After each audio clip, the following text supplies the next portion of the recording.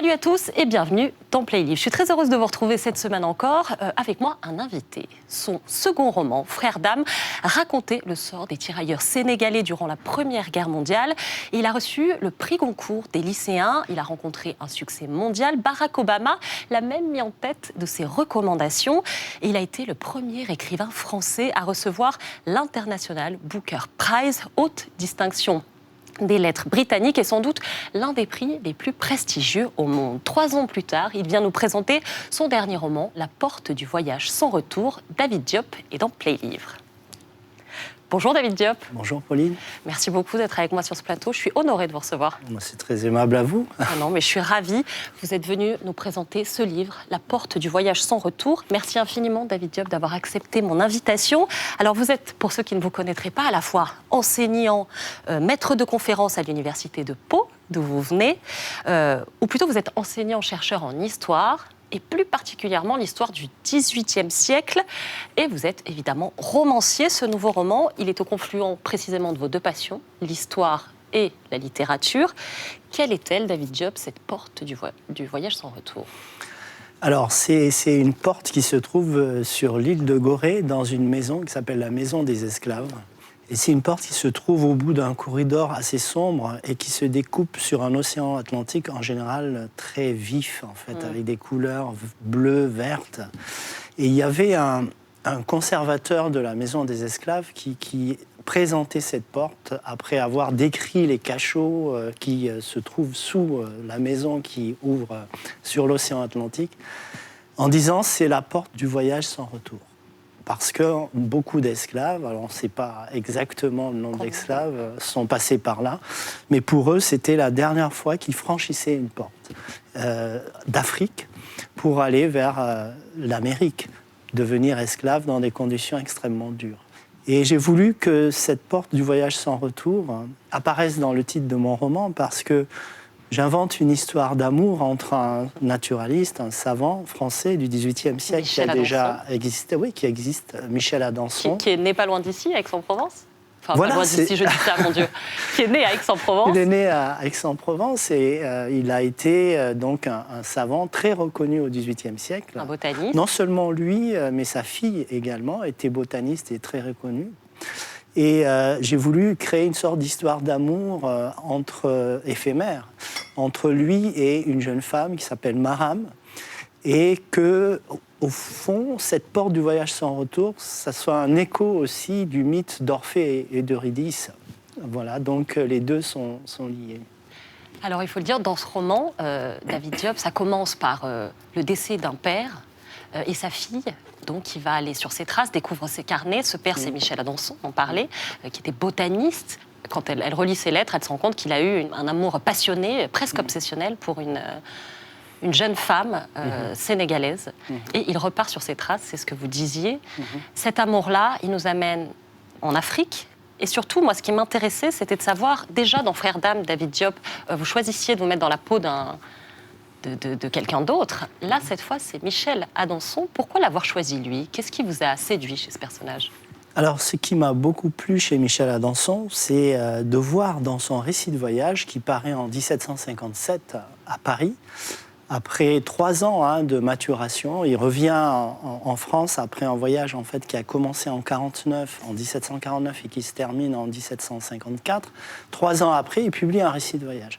Et ce récit de voyage est très particulier par rapport à tous les récits de voyage qui sont publiés à la même époque. Pourquoi ? Parce qu'il y a un regard extrêmement original de Michel Adanson sur les Africains. En général, le regard était extrêmement négatif. Et là, Michel Adanson, qui est un savant, on dit que c'est le premier voyageur savant qui arrive en Afrique.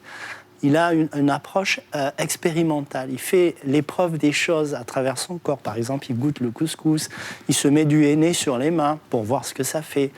Et surtout, il apprend le Wolof. Et ça, dans le récit de voyage, ça transparaît. Et donc ça, ce récit de voyage, je l'ai lu il y a 15 ans à peu près. Et je me suis toujours dit, c'est quelqu'un vraiment d'intéressant. Et c'est presque un personnage déjà de fiction, tellement il est original dans le contexte dans lequel il arrive. Alors, il a beaucoup de préjugés, hein. C'est un homme de son temps. C'est ça, ce que j'allais vous dire, il garde quand même des préjugés. Oui. C'est pas non plus, vous le dites, un Diderot qui, lui, est Exactement. vraiment défendait la cause, l'égalité des droits, la cause des Noirs. Lui, quand même pas. Il a cette sensibilité, cette empathie. Exactement. Mais on n'est pas non plus chez un humaniste, quoi. Voilà, c'est-à-dire que voilà, il condamne l'esclavage, mais pas parce que pour des raisons humanistes, mais parce que c'est pas rentable. Bon, mais cet homme-là a quand même appris le Wolof, qui est la langue qui est parlée au Sénégal encore aujourd'hui, et il a donc un rapport différent. Et si vous voyez la couverture du livre, qui est superbe d'ailleurs, il y a une carte. Et c'est une carte de Michel Adanson. Donc vous voyez, c'était vraiment un savant. Dessiné. Il a dessiné, il a précisé les endroits où il a été. Et moi, je me suis servi de tout ça pour inventer un voyage dans le voyage, un voyage secret. Et c'est magnifique. Et d'ailleurs, on voyage dans cette Afrique de 1750, une Afrique qui est à l'époque encore ravagée par la traite. Et lui, vous le disiez, il a ce comportement très étrange, très novateur, très original pour l'époque. Il devient presque africain, en tout cas, il essaie. Et c'est l'amour qui l'entraîne jusque-là. C'est par amour aussi qu'il fait tout ça. Est-ce que, j'ai une question assez fondamentale, David Diop, est-ce que vous êtes convaincu que l'amour nous sauvera ? Il nous sauve chaque fois. C'est-à-dire qu'on est quand même dans un monde où il y a beaucoup de violence, et c'est un monde qui est violent dès l'origine. Mais à côté de cette violence, il y a l'amour qui sauve et qui rachète tout. Alors là, cette histoire d'amour, c'est vraiment une histoire d'amour fictive. Il y a des indices dans les papiers d'Adanson qu'il aurait peut-être tombé amoureux d'une jeune femme, mais c'est pas net du tout. Moi, j'ai poussé Michel Adanson ça, c'est l'œuvre du romancier David Diop. Voilà, c'est ça, c'est la part de romanesque, parce que je voulais mettre en présence un homme des Lumières, avec cette période où on a de grands idéaux et où on construit la Déclaration des droits du citoyen, face quand même à cette question de l'esclavage qui est cruciale à cette période-là du XVIIIe siècle, parce que c'est le pic de l'esclavage. Donc d'un côté, on a des idées extrêmement généreuses, et de l'autre, un esclavage qui est intensif. Et je voulais mettre ce philosophe, en fait, en face de cette question de l'esclavage. Et le meilleur moyen que j'ai trouvé, c'est de le faire tomber amoureux d'une jeune femme qui était destinée à l'esclavage. Vous avez pensé que l'amour était le meilleur vaisseau, le meilleur révélateur justement de la situation qui avait lieu à l'époque ? Oui, pour ce personnage-là, je pense que c'est une chose qui le met en face d'une violence peut-être qu'il ne voulait pas voir, ou en tout cas qui était devenue assez courante pour qu'on l'oublie. David Diop, les mots c'est votre truc, vous les maniez comme personne. Vous utilisez le mot nègre, qui revient souvent dans la voix de Michel Adanson. Aujourd'hui, ce mot... il est proscrit, on ne veut plus l'entendre pour parler de quoi que ce soit, même d'une plume en littérature. Le mot en soi nous dérange. Pourquoi à l'époque il n'était pas encore aussi dérangeant ? Alors, vous aviez un usage du mot nègre déjà à l'époque qui était dérangeant. D'accord. C'est-à-dire que dans les colonies, chez les planteurs dans les Antilles, le nègre, c'était vraiment l'esclave. Et l'association de l'esclavage au mot nègre a dévalué et a chargé d'infamie le mot nègre. Et puis, il y avait des savants comme Michel Adanson qui disaient nègre pour noir. Comme les Espagnols disent negros pour noir, en fait. Donc le mot n'est pas nécessairement chargé d'infamie, surtout chez Michel Adanson, et surtout dans le récit de voyage dont je vous ai parlé tout à l'heure. Bien sûr. Et donc il me semblait tout à fait, vraisemblable d'utiliser ce mot dans ce sens-là. Et puis évidemment, au fur et à mesure que le temps a passé, le mot nègre a été tellement chargé d'infamie que des intellectuels dans les années 30 du siècle dernier, comme Senghor, comme Césaire, finalement ont essayé de le laver de cette infamie, de se réapproprier ce mot avec la négritude. Mais là, si vous voulez, pour moi, ça aurait été un anachronisme de m'empêcher d'écrire nègre comme l'écrit Adanson sans charger ce mot de cette infamie-là. On découvre Michel Adanson dans toute son ambiguïté, sa complexité, on l'a un petit peu évoqué.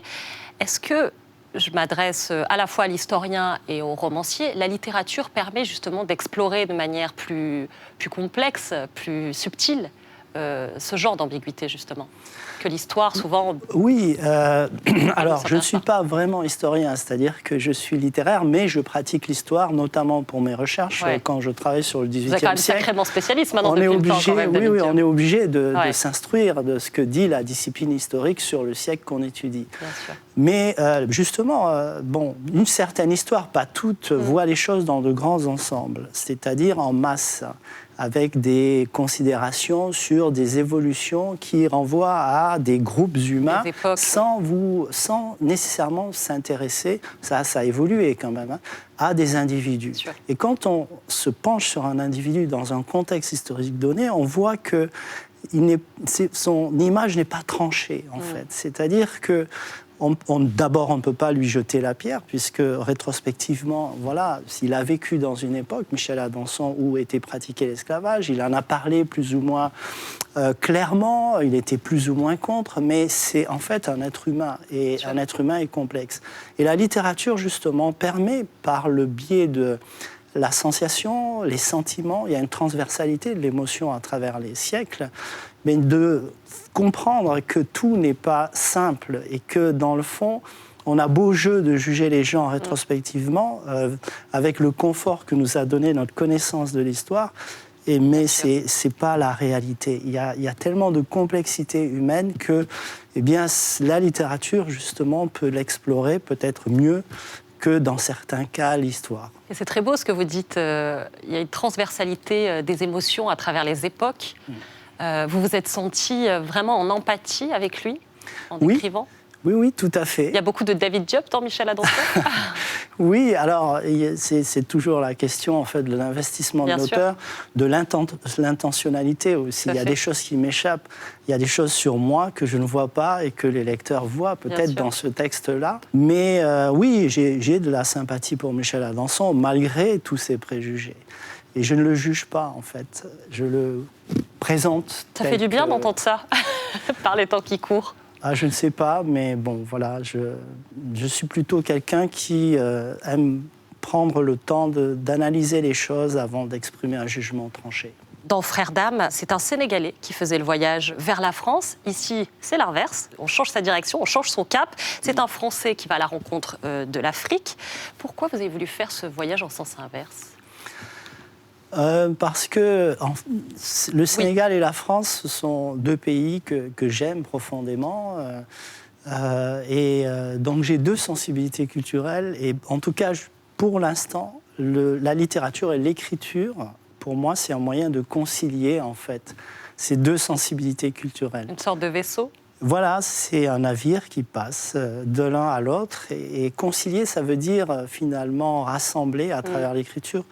Et concilier, ce n'est pas réconcilier, c'est-à-dire qu'il n'y a pas d'antagonisme. Et ces voyages, ces échanges-là, en fait, même s'ils renvoient à des périodes où la France avait un empire colonial et où finalement c'était une période très dure, eh bien, pour moi, c'est véritablement un plaisir. L'écriture, pour moi, c'est un plaisir parce que je suscite et j'entremêle ces deux sensibilités culturelles. C'est pour ça que voilà, je fais passer un tirailleur de l'Afrique en France et puis un Michel Adanson de la France au Sénégal. Pourquoi cette appétence pour le roman, la fiction historique ? Vous avez besoin de vous projeter dans le passé pour être inspiré, David Diop ? Oui, en fait, pour Frères d'âme, autant que pour l'abord du voyage sans retour, il y a une maturation. C'est-à-dire que vraiment, je tombe en arrêt, je me passionne pour un sujet et ça mature pendant très longtemps. Pour Frères d'âme, j'ai mis 20 ans carrément à écrire le roman.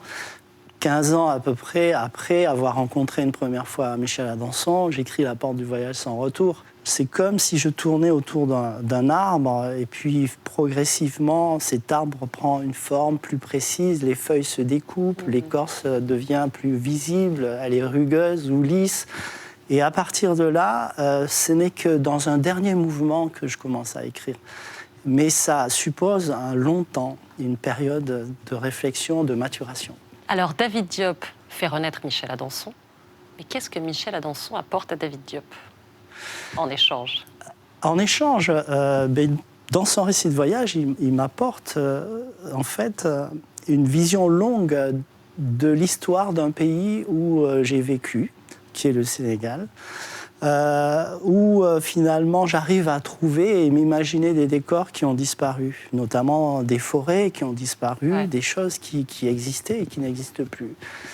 Et Et Michel Adanson aussi m'apporte, puisque le personnage de sa fille est important dans l'apport du voyage sans Bien retour. sûr. Il me donne le moyen de réfléchir sur la question qui est pour moi centrale, parce que je suis enseignant, mais père aussi. C'est celle de la transmission. Qu'est-ce qu'on transmet à ces enfants ? Pour moi, c'est une question importante. On leur transmet une éducation, on leur transmet une vision des choses, mais est-ce que les enfants sont prêts à l'entendre, prêts à l'écouter ? Et dans l'apport du voyage sans retour, je me suis construit un personnage d'Aglaé qui a véritablement existé. C'était une femme admirable, hein. C'est une des premières botanistes reconnues en France au XIXe siècle. Eh bien, j'ai souhaité en fait qu'elle mérite d'une certaine façon le livre ou ce récit de voyage sacré que son père cache pour elle. Et pour moi, c'est une question fondamentale, la question de la transmission. David Diop, vous êtes un spécialiste de l'époque des Lumières, je le disais tout à l'heure, du XVIIIe siècle. Qu'est-ce qu'elle a de plus que celle d'aujourd'hui, cette époque-là ? Pourquoi elle a toute votre attention ? Alors, elle n'a rien de plus ni rien de moins. Simplement, c'est une période qui qui construit sur un long temps de grands idéaux qui sont fondamentaux encore sur lesquels, pour nous, en démocratie, des idéaux universalistes très généreux et qui, dans le fond, aussi s'accompagnent d'une littérature que j'adore en tant qu'enseignant de littérature. C'est une littérature où se mêle une sorte de conversation, une sorte de mondanité dans l'écriture qui fait que, eh bien, on est tout de suite absorbé, investi par ce qui est dit, même s'il y a des textes extrêmement militants. Et dans le fond, on se rend compte que, par-delà les siècles, ces personnes-là, comme Diderot, vous le citiez tout à l'heure, ou Voltaire, nous disent des choses d'aujourd'hui, ou nous disent des choses fondamentales sur notre façon de voir le monde. Vous me voyez venir, David Diop, mais qu'est-ce qu'il en reste aujourd'hui de ces idéaux-là ? Est-ce qu'ils sont menacés ? Alors, ils sont toujours menacés. Il faut savoir qu'au XVIIIe siècle, les philosophes qui prenaient le risque d'avancer des choses importantes sur la représentation qu'on pouvait avoir de l'égalité entre les hommes, sur la liberté d'opinion, sur la tolérance, eh bien, ils prenaient des risques parce qu'on était dans une société qui était assez violente de ce point de vue-là, hein. Et donc, pour moi, l'histoire est un éternel recommencement. Mais je ne suis pas pessimiste. C'est-à-dire que je me dis, eh bien voilà, on a des textes anciens, et des textes aussi d'aujourd'hui, hein, qui prônent une tolérance. Et il faut toujours revenir sur ces choses-là. Et avec ça aussi, courage. C'est pédagogique. Ça aussi, c'est l'œuvre de l'enseignant. Oui, c'est-à-dire que, voilà, bon, je ne prétends pas non plus enseigner... je préfère, si vous voulez, laisser ceux qui lisent, ou donner à ceux qui lisent des textes anciens, des clés, en l'occurrence à mes étudiantes et mes étudiants, qui leur permettent d'actualiser, en fait, ce qu'ils lisent. Je crois que la littérature permet d'actualiser des questions qui sont éternelles, ou des questions qui reviennent toujours autour de l'amour, de la mort, l'amitié, et puis la tolérance.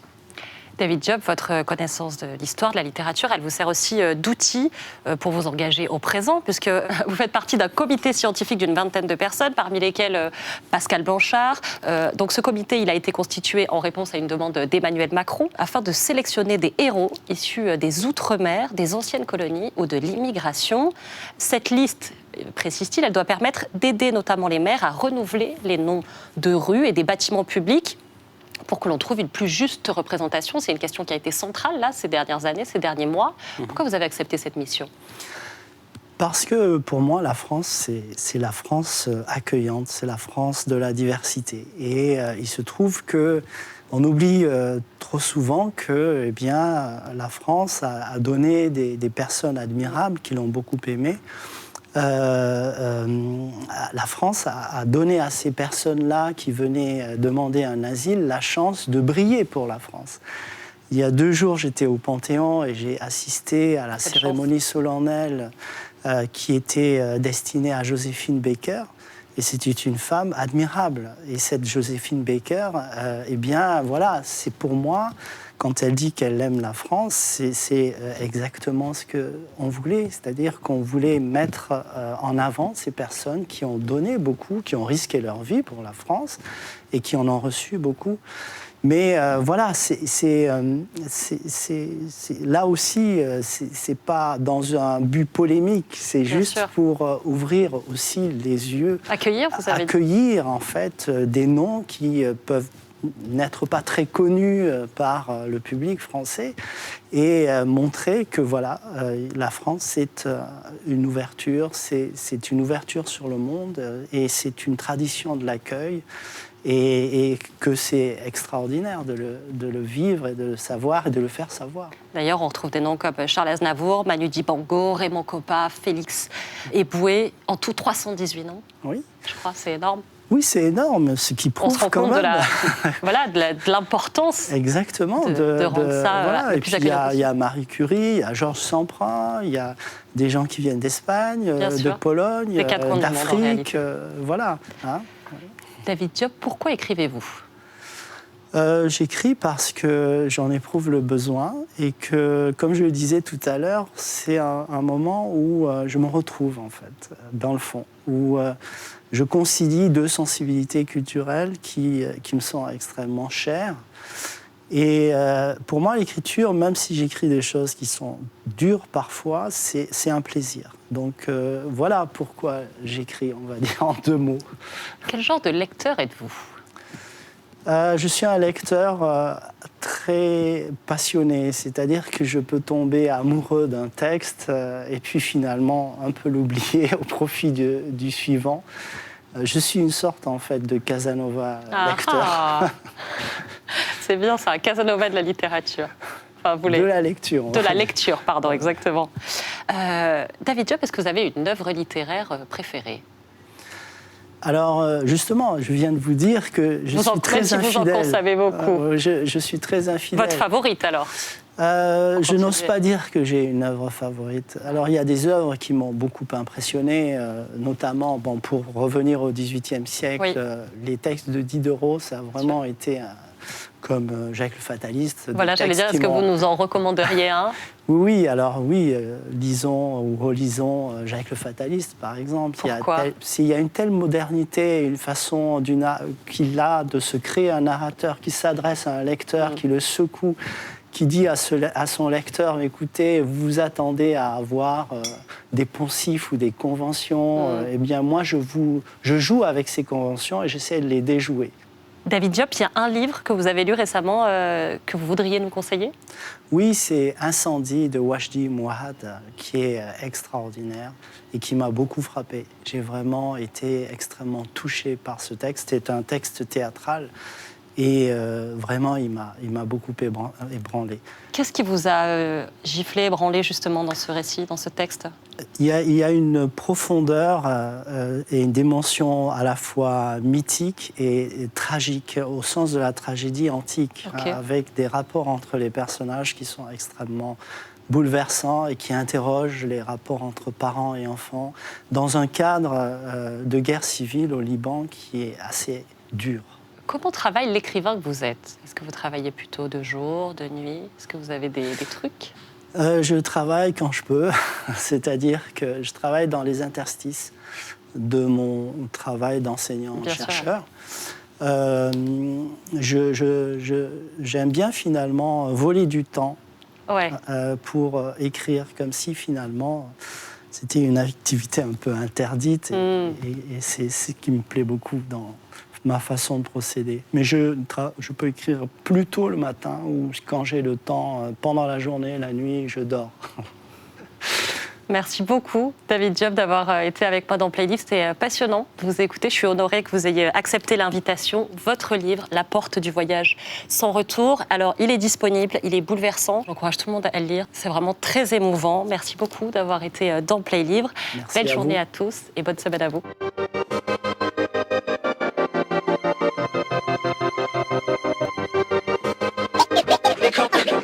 They come around.